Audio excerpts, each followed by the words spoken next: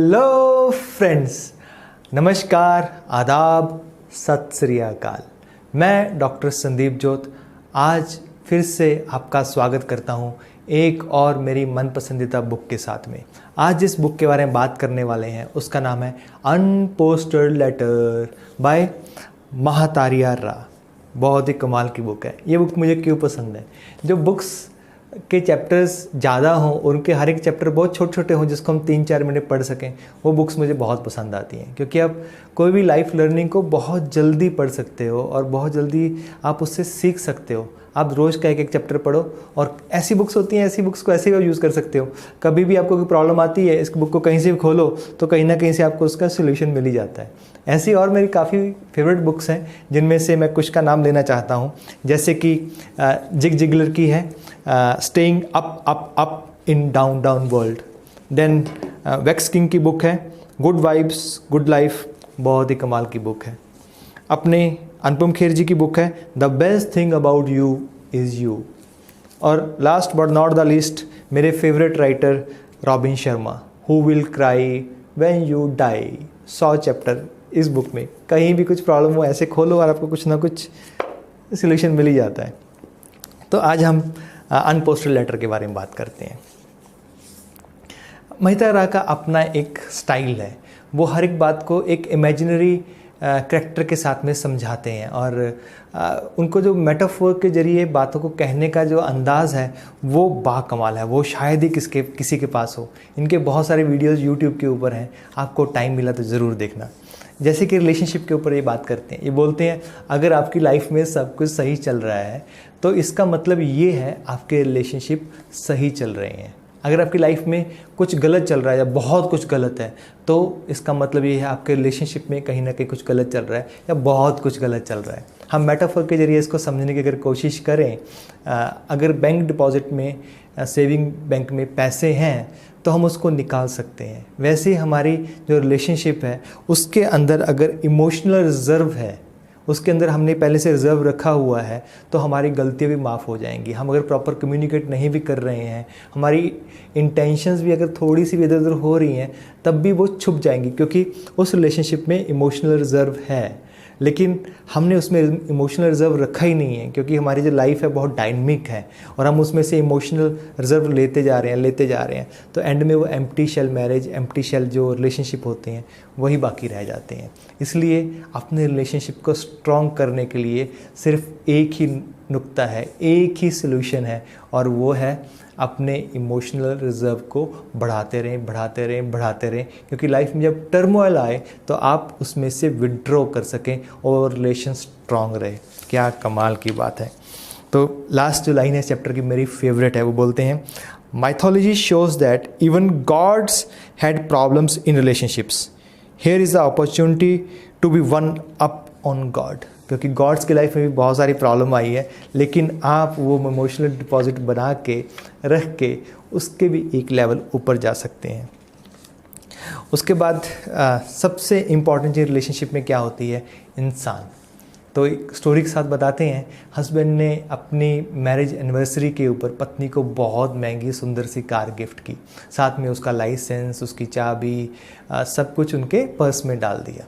तो वाइफ थोड़ी सी दूर गई होगी तो उसने जो गाड़ी थी किसी ट्रक के अंदर ठोक दी और गाड़ी पूरी की तरह टूट गई गाड़ी। तो जब वो पुलिस स्टेशन में बैठी हुई थी तो अपने पर्स को देख रही थी तो पर्स के अंदर सिर्फ इतना लिखा हुआ था, honey in case of an accident please remember it is you that I love you not the car loving you. Blessed are the those people who have understood that they should be loving people and using things, not loving things and using people. कितनी प्यारी बात है। Relationship में हमें सिर्फ इंसानों को प्यार करना होता है और चीज़ों को यूज़ करना होता है, ना कि इंसानों को यूज़ करना होता है और चीज़ों से प्यार करना होता है। क्या कमाल की बात है। तो मैं तो हमेशा इनकी इस बात का एक फ़ैन हूँ। ये किस तरह से बताते हैं बातों को थोड़ी सी लाइनों में। अगर हम देखें हमारी प्रॉब्लम्स कहाँ लाई करती हैं, तो हम लोग जब छोटे थे तो हम 200 रुपये की कार ली थी, तो जब वो टूट जाती थी उसके लिए रोते थे। फिर थोड़े से बड़े हुए तो रिमोट कंट्रोल वाली कार ले ली, तो जब वो टूट गई, उसमें स्क्रैच हो गया या बंद हो गई, तब उसको देख देख के रोने लग गए। फिर हमने बैटरी ऑपरेटेड कार ले ली। जब उसमें कोई प्रॉब्लम आई, वो हमसे छिन गई 20,000 की कार, तब हम रोने लग गए। तो उसके बाद हमने 4 लाख की कार ली, उसके बाद 28 लाख की SUV ली, उसके बाद कोई और बड़ी गाड़ी ली। लेकिन जब भी उसमें स्क्रैच लगता है, उसमें कुछ होता है, तो हम रोते हैं। कहने का मतलब ये है, हमारे खिलौने तो बदल रहे हैं लेकिन हम अभी भी रो रहे हैं। तो हमारी मैच्योरिटी तो हमें आई नहीं है। पहले भी हम छोटे खिलौने के लिए रोते थे, अब बड़े खिलौने के लिए रोते हैं। बस इतना ही डिफरेंस है। अगर हम मैच्योर हो जाएं कि हमें खिलौनों से नहीं, चीज़ों से नहीं, इंसानों से प्यार करना चाहिए। अगर किसी भी इंसान का अगर एक्सीडेंट हो जाए, कुछ हो जाए, गाड़ी टूट जाए, तो लोग उसको जाके बोलते हैं, ओहो बहुत बुरा हुआ, अरे ऐसा नुकसान हो गया, अरे पैर टूट गया। मैं तो हमेशा बोलता हूँ, कोई बात नहीं है, तुम जिंदा हो ना, कोई बात नहीं है। एक दोस्त था, उसका पूरा घर जल गया। उसका दोस्त पूछने आया, तुम कैसे हो? बोला मैं तो ठीक हूँ लेकिन सब कुछ जल गया। बोला कोई बात नहीं है, तू है तो सब कुछ बचा हुआ है, क्योंकि चीज़ें फिर से आ सकती हैं, लेकिन इंसान एक बार गया वापस नहीं आता है। ऐसे रिलेशनशिप के अंदर जो बहुत बड़ी एक चीज़ होती है, वो होती है रिस्पेक्ट। एक रिलेशनशिप को रिस्पेक्ट देना। एक सिस्टर है, वो सिस्टर ने अपने छोटे भाई को एक तरह से माँ की तरह पाला, क्योंकि माँ की डेथ हो गई थी। उसके लिए खून पसीना एक कर दिया, उसके लिए अपनी ज़िंदगी नौशावर कर दी।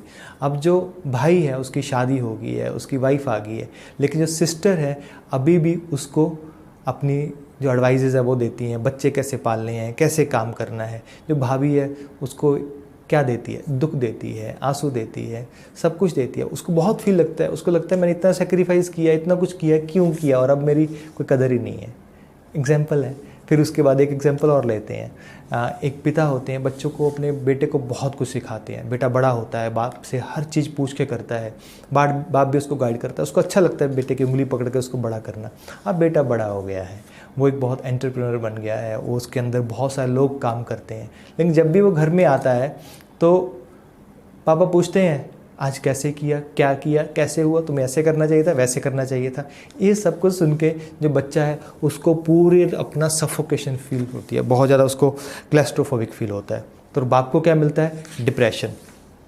तो इसका सोल्यूशन क्या है? इसका सोल्यूशन ये है, you can always be a sister but you can't always play a sister.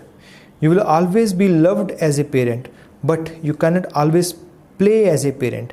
Beyond a point, not everyone accept a holier than thou approach. कहने का मतलब ये है, हर कोई आपकी सलाह के लिए तैयार नहीं होता है, और आप भी हर बार अपनी सलाह दे के, अपनी इंटरवेंशंस करके अपनी रिस्पेक्ट खुद कम कर लेते हो। अगर आपको कोई सलाह मांगे और आप दो तो आपकी रिस्पेक्ट होगी। अगर आप फ्री में किसी को सलाह देते रहो, जितनी भी अच्छी सलाह हो, जितनी भी अच्छी एडवाइस हो, तो आपकी रिस्पेक्ट कमी होगी। आपकी एडवाइस अच्छी हो सकती है लेकिन आपकी रिस्पेक्ट कमी होगी। इसलिए एक रूल तो लाइफ में हमेशा बनाना चाहिए, जब कोई एडवाइस मांगे तब एडवाइस देनी चाहिए, अदरवाइज अपनी एडवाइस अपने पास रखनी चाहिए। हस्बैंड वाइफ के रिलेशनशिप में बारे में बात करते हैं। अगर ये बोलते हैं, अगर हम वोकैबुलरी से हस्बैंड वाइफ या मैरिज का नाम ही हटा दें, उसकी जगह पे फ्रेंडशिप रख दें, तो कितना बढ़िया होगा। क्योंकि हस्बैंड एंड वाइफ का रिलेशनशिप है, हम लोग सोचते हैं भी वो दोनों की एक कमिटमेंट है, उनका कुछ रिलेशनशिप है, ऐसा कुछ डिफाइन किया, कल्चरली डिफाइंड है। लेकिन अगर वो दोनों ही एक दूसरे को स्पेस दें, एक दूसरे को फ्रेंड माने, एक दूसरे को कोच माने, एक दूसरे को गाइड माने, एक दूसरे का सब चीज़ें शेयर करें, एक दूसरे को टीचर माने, अलग अलग रिलेशन, कभी एक बच्चा बन जाए, एक उसका गार्डियन बन जाए, तो अलग अलग रिलेशनशिप में वो जी सकते हैं, जिनमें से मैरिज भी एक है। तो कितना अच्छा होगा, दोनों लोग जो हैं हर एक रिलेशनशिप को जी रहे हैं, एज ए फ्रेंड जी रहे हैं। और सबसे अच्छी बात जो इसमें मुझे लगती है वो ये बोलते हैं, इवन बिफोर मैरिज दोनों एक इंडिविजुअल होते हैं, लेकिन मैरिज के बाद दोनों को इस तरह ओवरलैप करने की कोशिश की जाती है। दोनों को इस तरह से एक दूसरे को प्रूव करने की कोशिश करते हैं, भी मैं तुम्हारे लिए सेक्रीफाइस कर रहा हूँ। दोनों की लाइफ ओवरलैप हो रही है, लेकिन ये बोलते हैं दोनों की इंडिविजुअल लाइफ है, लेकिन यहाँ पे दोनों की लाइफ ओवरलैप होती है, उसको मैरिज बोलते हैं, जहाँ पे ये ओवरलैप होती है। और दोनों को एक दूसरे को ग्रो करने की, स्पेस देने की ज़रूरत होती है। जितना आप दूसरे को स्पेस देंगे, उतना ये जो इंटरसेक्शन है दोनों की, मैरिज का जो बंधन है, वो उतना स्ट्रॉन्ग होगा। हमें दूसरे को स्पेस देनी बहुत ज़रूरी है। क्या आप जानते हैं, फ्रीडम लव से भी ज़्यादा ज़रूरी है। हमें लगता है लव बहुत ज़्यादा ज़रूरी है, नहीं, लव ज़रूरी है, बहुत ज़रूरी है। वो भी एक फैक्टर है, लेकिन फ्रीडम उससे भी ज़्यादा ज़रूरी है। आप कोशिश करके देखिए एक बार, एक बच्चे को लीजिए, बच्चे को हग कीजिए, पकड़िए, उसको बोलिए आई love you, I love you, I love you, मैं तुमसे बहुत प्यार करता हूँ, मैं बहुत प्यार करता हूँ। थोड़ी देर के बाद बच्चा बोलेगा अरे हवा आने दो ना थोड़ी सी फ्रीडम दो ना मुझे। तो फ्रीडम जो है बहुत ज़रूरी है, और रिलेशनशिप में तो उससे भी ज़्यादा ज़रूरी है। हम अपने रिलेशनशिप में अगर फ्रीडम नहीं देते हैं तो वो रिलेशनशिप ग्रो नहीं करेगा, वो रिलेशनशिप ब्लॉसम नहीं करेगा। अगर हम ब्लॉसम करना चाहते हैं अपने रिलेशनशिप को, तो हमें उस रिलेशनशिप को एक फ्रीडम देनी ही पड़ेगी। तो एक और चैप्टर है जो मेरा फेवरेट है। तो ये बोलते हैं जो रिलेशनशिप्स हैं, रिलेशनशिप में एक फ्रीडम तो ज़रूरी है ही है, लेकिन रिलेशनशिप की क्या क्वालिटीज़ होनी चाहिए। वो बोलते हैं emotional tiredness drains you for more than physically tiredness. I need a relationship in which my today is not viewed with the mistakes I have made yesterday. Being human, I am bound to err every now and then. I want someone who would not maintain database of my mistakes. मैं ऐसा एक relationship चाहता हूँ जहाँ पे मेरे past को ना देखा जाए, मेरे प्रेजेंट को देखा जाए, मेरी इंटेंशंस को देखा जाए। यहाँ पे कोई डेटाबेस ना रखता हो, तुमने ऐसा किया था, तुमने वैसा किया था। वहाँ पे एक स्कोप हो जहाँ पे पिछले वाली चीज़ को एकदम मिटा के नए तरीके से रिलेशनशिप को स्टार्ट किया जा सके।